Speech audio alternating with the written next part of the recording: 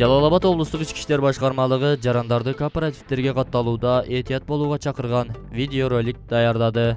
Анда кооперативтерди белгилүү адамдар жарнама ага карапайым адамдар ишенип, материалдык чыгымга учурап жаткандыгы айтылат. Роликтин мазмунунда облустук милиция кызматкерлери жарандарды кыймылсыз мүлк сатып алууда мамлекеттик ипотекалык компания же болбосо мамлекеттик банктарга кайрылуу керектигин белгилейт. Урматтуу жарандары, турак жай, автоунаа, үй тиричилик буюмдарын сатып алып берүүнү убадалаган кооперативтерге катталууда этият болууга чакырабыз. Кооперативтердин уюштуруучулары эл арасында таанымал адамдар аркылуу өз компаниясын жарнама кылууга өтүштү.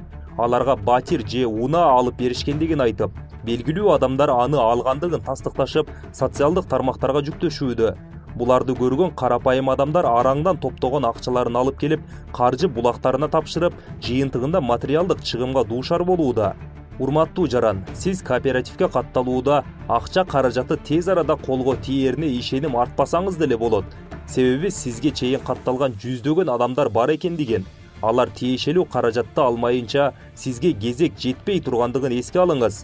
Коңшу Казакстанда каржы пирамидасына алданып, көп суммадагы акча салып кайра ала албай калган аял өзүнө өрт койгон. Натыйжада каржы пирамидасын жарнама кылган блогерлер камалган. Кыргызстанда 2022 жылдын 3 айында эле кыймылсыз мүлк чөйрөсүндөгү турак жай кооперативтеринин ишмердүүлүгү боюнча 73 кылмыш иши козголгон. Андан жабыр тарткан жарандардын саны 139га жетип, келтирилген чыгымдын жалпы суммасы 66 миллион 641 миң сомду түзгөн. Ошондуктан урматтуу жарандар, жогорудагы маалыматты эске алып, кыймылсыз мүлктү мамлекеттик ипотекалык компания же мамлекеттик банктар аркылуу сатып алууну сунуштайбыз.